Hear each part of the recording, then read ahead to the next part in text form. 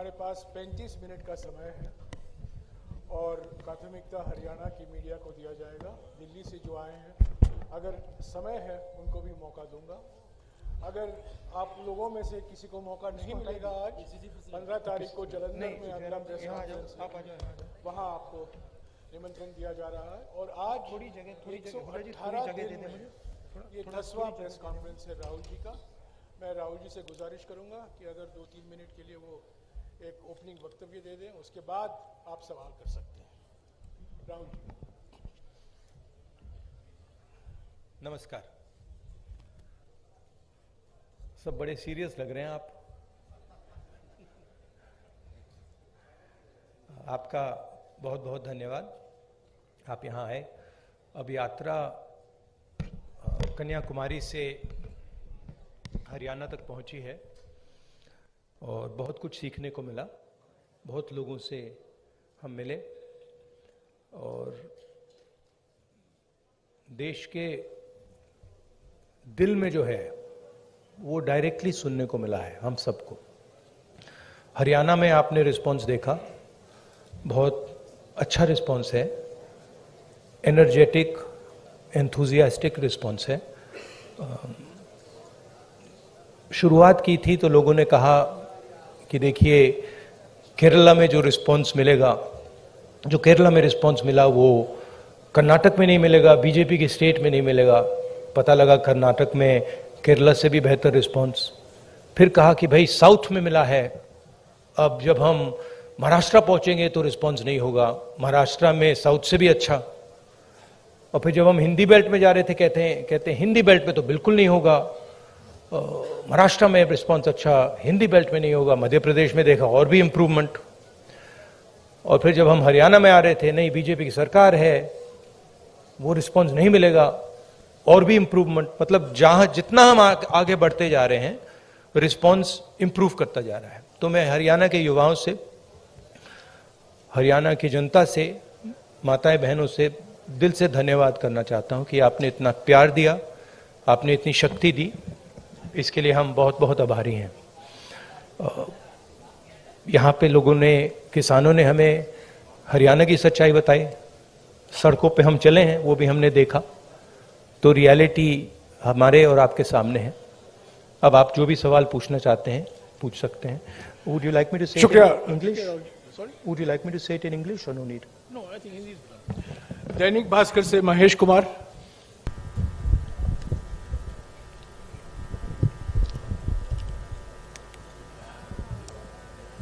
राहुल जी, आपने पानीपत में कहा था मन से। किसमें? मैं महेश कुमार, दैनिक भास्कर से।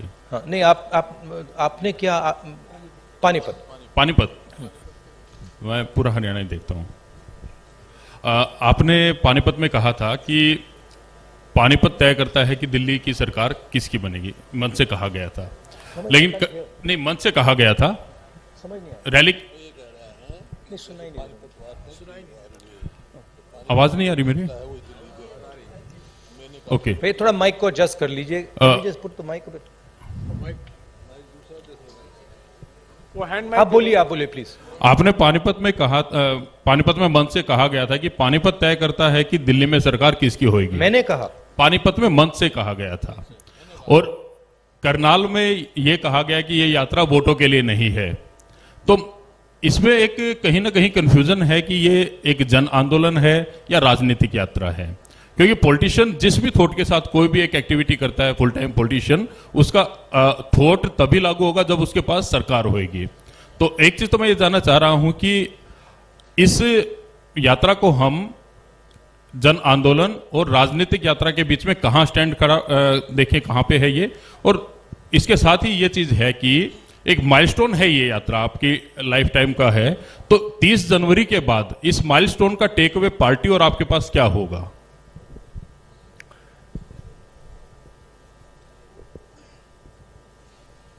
ये जो यात्रा है, जो हिंदुस्तान की आवाज को दबाया जा रहा है और जो हिंदुस्तान में डर फैलाया जा रहा है, हिंदुस्तान को जो बांटा जा रहा है, एक जात को दूसरी जात से, एक धर्म को दूसरे धर्म से जो लड़ाया जा रहा है, उसके खिलाफ ये यात्रा है। इस यात्रा का एक और लक्ष्य है, और वो मेरा पर्सनल लक्ष्य है, और जो हमारे साथ लोग चल रहे हैं वो उनका भी लक्ष्य है। वो है कि हम इस यात्रा को तपस्या जैसे देख रहे हैं। हम अपने देश से प्यार करते हैं, देश की जनता से प्यार करते हैं, किसानों से, गरीब लोगों से प्यार करते हैं, और उनके साथ हम चलना चाहते हैं। तो यात्रा का लक्ष्य पर्सनल है। यात्रा का लक्ष्य देश की जनता को देश की सच्ची आवाज सुनाने का है।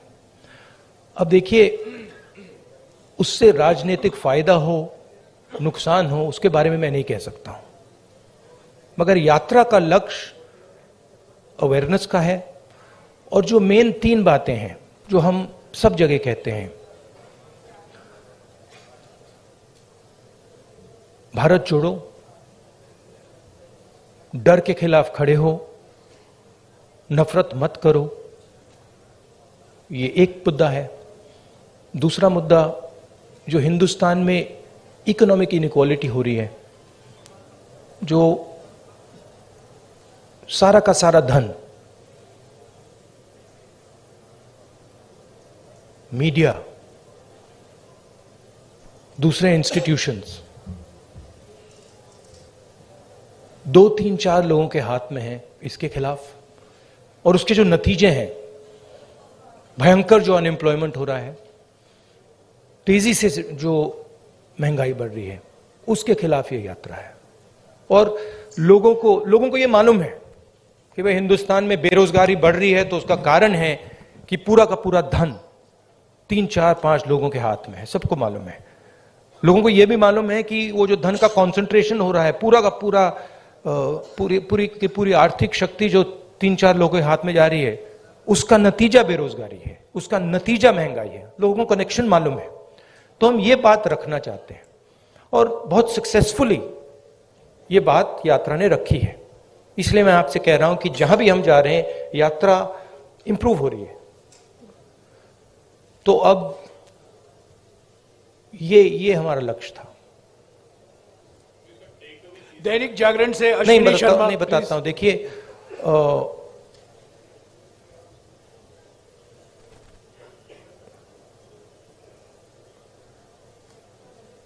जब अर्जुन मछली की आंख में तीर मार रहा था, तो उसने आपसे कहा, उसने कहा कि आंख में तीर मारने के बाद मैं क्या करूंगा? कहा था क्या? नहीं कहा था ना। उस कहानी का मतलब है, वो गीता में भी है, तुम काम करो, जो होना है होगा, ध्यान काम पे रखो। तो वही थिंकिंग है यात्रा की भी। आपका सवाल अच्छा है। यात्रा के बाद एक और काम होगा, उसके बाद शायद एक और काम होगा, फिर आपको जवाब मिल जाएगा। शुक्रिया राहुल जी। जागरण से अश्विनी शर्मा, संक्षिप्त में प्लीज। हेलो, संक्षेप में मेरा सवाल इतना है सर कि यात्रा शुरू होने से पहले का राहुल गांधी और आज के राहुल गांधी में कितना अंतर है? हाँ, थैंक यू। हाँ, यात्रा शुरू होने से पहले के राहुल गांधी और करनाल तक पहुंचे, इसमें कितना अंतर आया है आपके अनुभव में और व्यक्तित्व में? भैया, ये तो आपका डिसीजन है। ये तो आप लोग जज, जूरी और एक्सिक्यूशनर हो। मेरा निर्णय तो नहीं है, मेरा डिसीजन तो नहीं है। तो ये तो आपको डिसाइड करना पड़ेगा राहुल गांधी क्या है, कौन है, क्या नहीं है, क्या बदलाव आया, क्या बदलाव नहीं आया। उसमें थोड़ी सी सच्चाई आप बोल सकें तो अच्छी बात होगी, और नहीं बोल सकें तो वो भी ठीक है। पंजाब केसरी से मनोज राणा।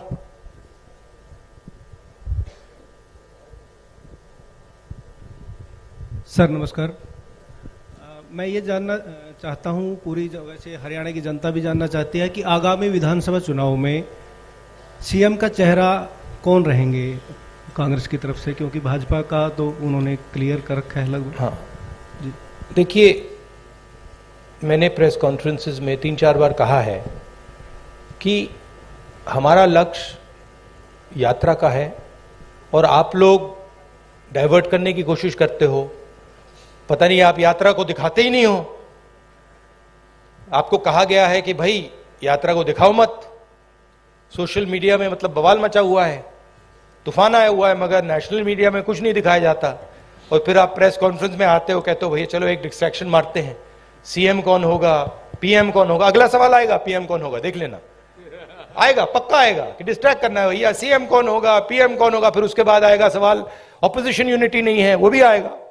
तो आप करिए जो आपको करना है, मुझे भी करना है काम। Thank you. अमर उजाला से सेवा सिंह। अब भैया पीएम वाला पूछिए, वो 3 है आपके, वो हर प्रेस कॉन्फ्रेंस में आते हैं, सीएम कौन, पीएम कौन। अमर उजाला से सेवा सिंह। राहुल जी नमस्कार। कहाँ है? हाँ हाँ जी, सॉरी। शेर यात्रा चल रही है, बहुत चर्चाएं हो रही है, लेकिन कांग्रेस के संगठन की भी उतनी चर्चा हो रही है कि मतलब आगे चुनाव की तैयारियों को देख रहे हैं लोग यात्रा के जोड़ के, तो संगठन की भी इतनी ही चर्चा हो रही है कि संगठन नहीं मतलब बन पा रहा, संगठन नहीं बन पा रहा है। जी सर। तो ये कब तक पॉसिबल होगा? कार्यकर्ता भी इंतजार में रहते हैं सर, मेहनत करने वाले। देखिए सबसे पहले ये कहना कि संगठन नहीं है, ये तो बिल्कुल गलत है। संगठन तो मतलब सड़कों पे आपको दिख रहा है, सब जगह दिख रहा है। खारगे जी प्रेसिडेंट हैं, मैं कांग्रेस पार्टी का प्रेसिडेंट नहीं हूं, तो ये सवाल आपको खारगे जी से पूछना पड़ेगा कि एग्जैक्टली हरियाणा का संगठन में इंप्रूवमेंट कैसे लाई जाएगी। मैं हरियाणा के 3 डिजिटल न्यूज चैनल से सवाल पूछवाऊंगा। लोकवाणी से मनदीप पूनिया। हाँ जी, माइक दीजिएगा इनको जल्दी। सर नमस्कार। नमस्कार सर। सर मैं आपसे ये सवाल पूछना चाहता हूं कि आप लगातार कह रहे हैं कि डर का माहौल है, नफरत फैल रही है, डर का माहौल है। आपकी सरकार छत्तीसगढ़ में है, वहां पर सोनी सोरी जो कि इंटरनेशनल ह्यूमन राइट एक्टिविस्ट मानी जाती हैं, उनके घर की बिजली काट दी गई है, वो अंधेरे में रह रही हैं। अभी कुछ दिन पहले वहां पर एक 19 साल के आदिवासी लड़के का छत्तीसगढ़ पुलिस एनकाउंटर करती है। तो डर का माहौल भी आपको दिख रहा है, और क्योंकि इस यात्रा से आप कह रहे हैं कि सिविल सोसाइटी, पत्रकार, वकील, जो भी सेक्शन डरा हुआ है, उसके आप दिल की उसकी मन की उसको डर को आप कम करना चाहते हैं। तो सोनी सोरी जो कि इंटरनेशनल एक्टिविस्ट हैं, वो डर में वहां अंधेरे में बैठी हुई हैं, तो वहां आपकी सरकार है। बाकी अगर आपकी सरकार सेंटर में आ गई तो फिर वही जो छत्तीसगढ़ में क्या वही होगा? नहीं, सबसे पहली बात यह है, देखने की बात है कि ये जो आपने मेरे सामने सवाल रखा है, ये आप नरेंद्र मोदी जी के सामने रख सकते हैं क्या? सबसे पहली बात यह है। कहां रखे हैं आपने? नहीं, कवरेज एक व्यक्ति के सामने सवाल रखना और कवरेज करना में बहुत फर्क होता है। प्रधानमंत्री जी ने ऐसे कितने प्रेस कॉन्फ्रेंस किए हैं जहां पे कोई भी पत्रकार उनसे ऐसा सवाल पूछे। सबसे पहली बात यह है, ठीक है। दूसरी बात यह है कि मैं कह रहा हूं कि देश की जनता को बांटकर उनमें नफरत फैलाई जा रही है। हिंदू मुस्लिम, अलग अलग जात के लोगों को लड़ाया जा रहा है। क्या कांग्रेस पार्टी ये करती है? कांग्रेस पार्टी ने कभी कहा है कि एक जात के व्यक्ति को दूसरे जात के व्यक्ति की हत्या करनी चाहिए? कांग्रेस पार्टी ने कभी कहा है कि एक धर्म को दूसरे धर्म से लड़ाया जाना चाहिए? कभी नहीं कहा है, हिस्ट्री में कभी नहीं कहा है। तो दूसरी बात यह है। तीसरी बात यह है कि जो वहां पे डर का माहौल है, उसके बारे में आपने हमें बताया है, हम जाके उसको देखेंगे, और अगर वहां पे हम उसके बारे में बोल सकते हैं, मैं बोलूंगा, ठीक है। और अगर वहां पे कुछ गलत हो रहा है तो मैं पर्सनली जाके उसको देख के उसमें मेरी जो राय होगी मैं रखूंगा, ठीक है।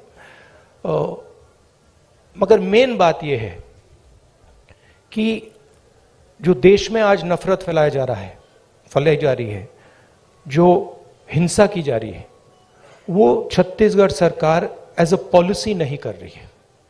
वहां पे इश्यूज हैं, वहां पे लैंड एक्विजिशन की इश्यूज हैं और वहां पे टेंशन है, मगर हमारी पॉलिसी वो नहीं है। धन्यवाद। मसले से सर्वमित्र कंबोज। नमस्कार सर। इधर सर, मैं देख रहा हूं आप स्पीच में जवान और यात्रा के बाद मैं आपको बताना चाहता हूं कि मैं पर्सनली वहां जाऊंगा और पर्सनली इस बात को समझने की कोशिश करूंगा। अगर वहां पे कोई कमी है तो उसको मैं सुधारूंगा। नमस्कार सर, इधर ही। सर, आप हर स्पीच में तकरीबन जवान और किसान की बात करते हैं। हाँ जी। किसान की अगर बात करें तो आपको पता है लंबा आंदोलन हमारे देश में हुआ, हालांकि सरकार ने कानून वापस ले लिए, लेकिन एमएसपी का मुद्दा अभी भी बरकरार है। उसके लिए किसान अभी भी संघर्ष कर रहा है। पंजाब में अभी चल रहा है, हरियाणा में भी चल रहा है। आपकी सरकार थी तब स्वामीनाथन आयोग की रिपोर्ट आ गई थी, लेकिन आपने लागू नहीं की। क्या अगर आपकी सरकार आ जाती है तो आप स्वामीनाथन आयोग की रिपोर्ट को लागू करेंगे? और जो किसान एमएसपी मांग रहा है, क्या वो आप एमएसपी देंगे? देखिए, ऐसी ये जो चीजें होती हैं, ये ऐसे कैजुअली नहीं कहा जा सकता है। ठीक है कि भैया, सबसे पहले मैं एक कांग्रेस पार्टी का मेंबर हूं, कांग्रेस पार्टी का लीडर हूं, बहुत सारे और हैं। तो अगर हम इस बात को सीरियसली कहना चाहते हैं तो ये डिस्कशन हम अपनी मैनिफेस्टो कमिटीज में करते हैं और उसको सीरियसली असेस करते हैं जी। उसके फाइनेंशियल इंप्लीकेशंस असेस करते हैं, उसके दूसरे इंप्लीकेशंस असेस करते हैं और फिर उस पर निर्णय लेते हैं। मैं यहां कह सकता हूं हाँ करेंगे ना करेंगे, उसका कोई मतलब नहीं है। जो हमारे मैनिफेस्टो में आएगा वो हमारा डिसीजन होगा और वो गारंटी करके हम करेंगे। जैसे हमने न्याय योजना के बारे में कहा था, हमने अलग अलग स्टेट्स में कर्जा माफी की बात की थी। जब हमारे मैनिफेस्टो में आ जाता है वो होगा ही होगा। ठीक है, तो पहली बात यह है। दूसरी बात यह है कि हम एक्सेप्ट करते हैं कि जो किसान है उसको चारों ओर से घेरा जा रहा है। उसको डायरेक्टली मारा जा रहा है, फ्यूल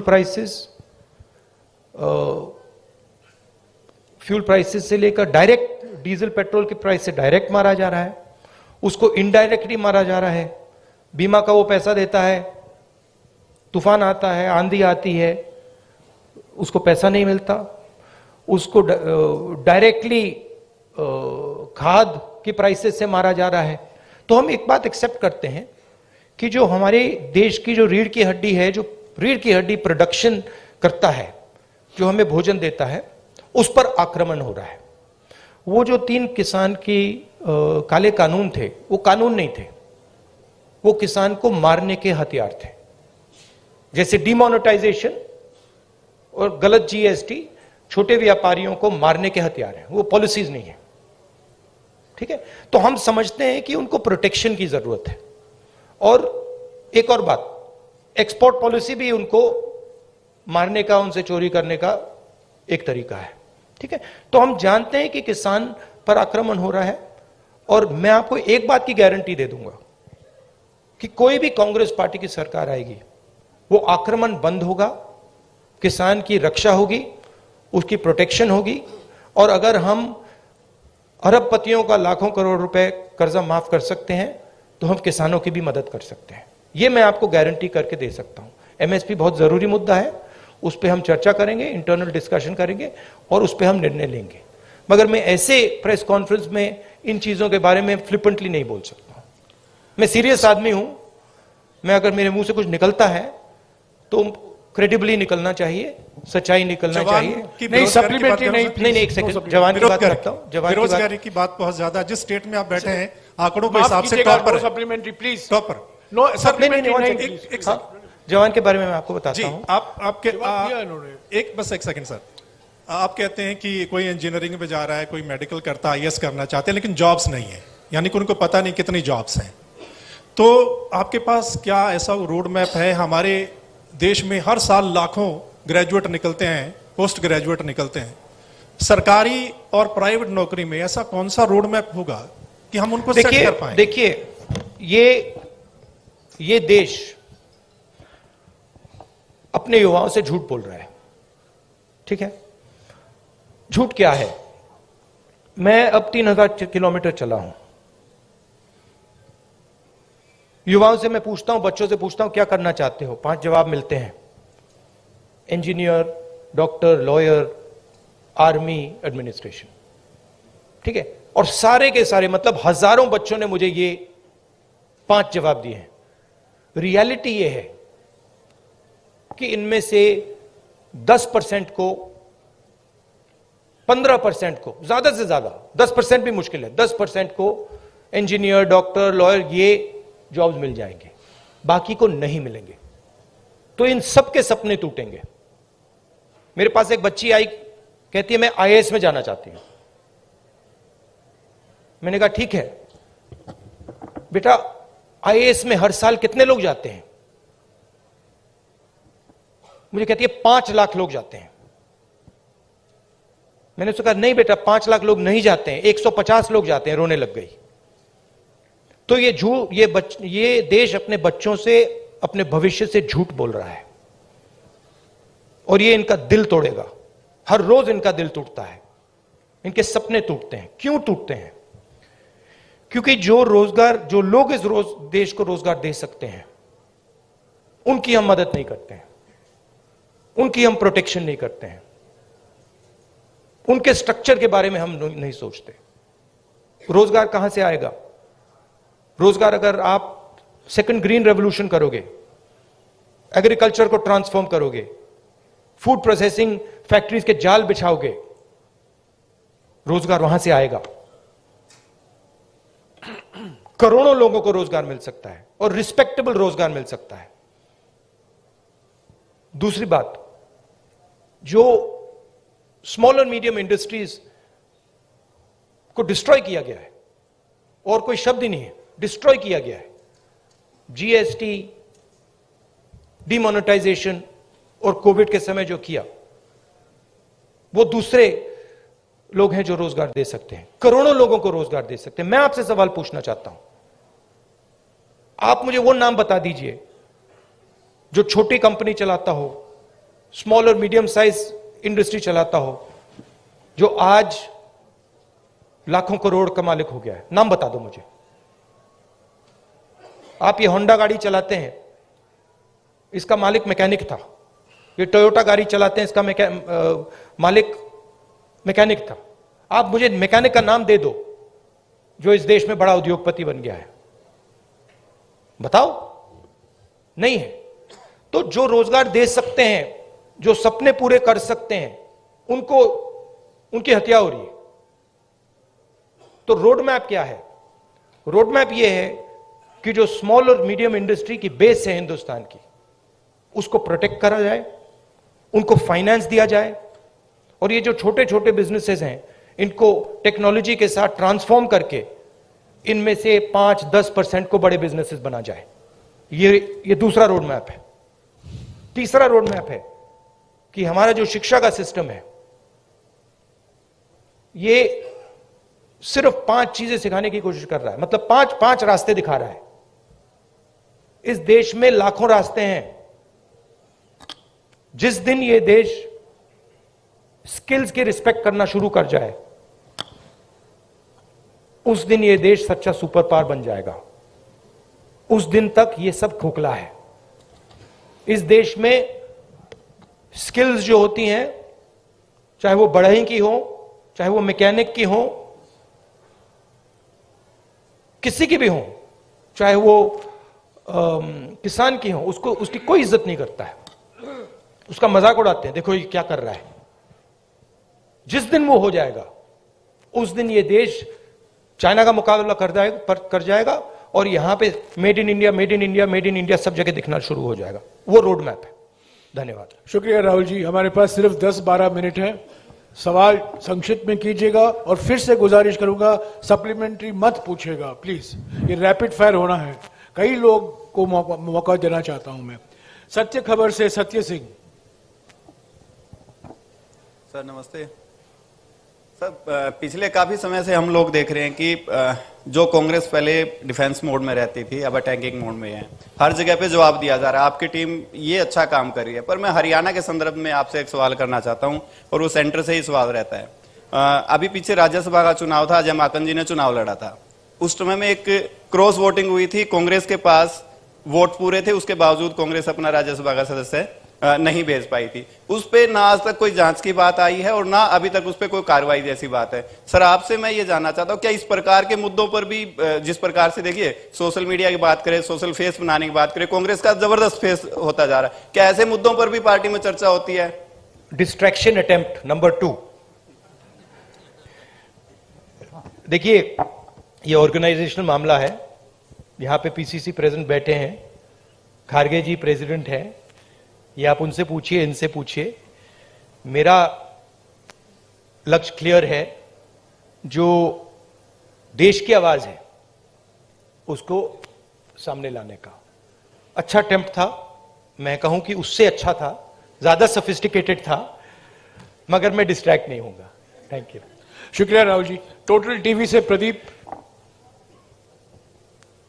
नमस्कार राहुल जी, धन्यवाद। नहीं, एक और बात जो आपने कहा, नहीं एक बात आपने कही जो जिसका मैं जवाब देना चाहता हूं। आप बैठ सकते हैं, ये कांग्रेस का प्रेस कॉन्फ्रेंस है, बीजेपी का नहीं है, आरएसएस का नहीं है। राहुल जी समय की पाबंदी भी है। नहीं, मगर मैंने पहले कहा किसी प्रेस कॉन्फ्रेंस में, और आपने मुझे पूछा कि राहुल गांधी में कोई बदलाव आया। एक बात मुझे बहुत गहराई से समझ आ गई है कि ये जो लड़ाई है ये एक्चुअली राजनीतिक लड़ाई नहीं है, सुपरफिशियली ये राजनीतिक लड़ाई है। जब हम बीएसपी से लड़ते हैं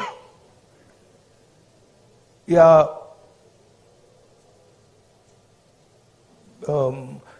टीआरएस से हमारा चुनाव होता है तो वो राजनीतिक लड़ाई होती है। मगर अब देश में एक चेंज आ गया है, जब से आरएसएस ने इस देश की जो इंस्टीट्यूशंस हैं उनको पकड़ा है, उस दिन से ये लड़ाई राजनीतिक नहीं रही। इसका ये अब दूसरी लड़ाई हो गई है। उसको आप विचारधारा की लड़ाई कह दीजिए, उसको आप धर्म की लड़ाई कह दीजिए, उसको आप कोई भी फ्रेमवर्क दे सकते हैं, मगर वो राजनीतिक लड़ाई नहीं है।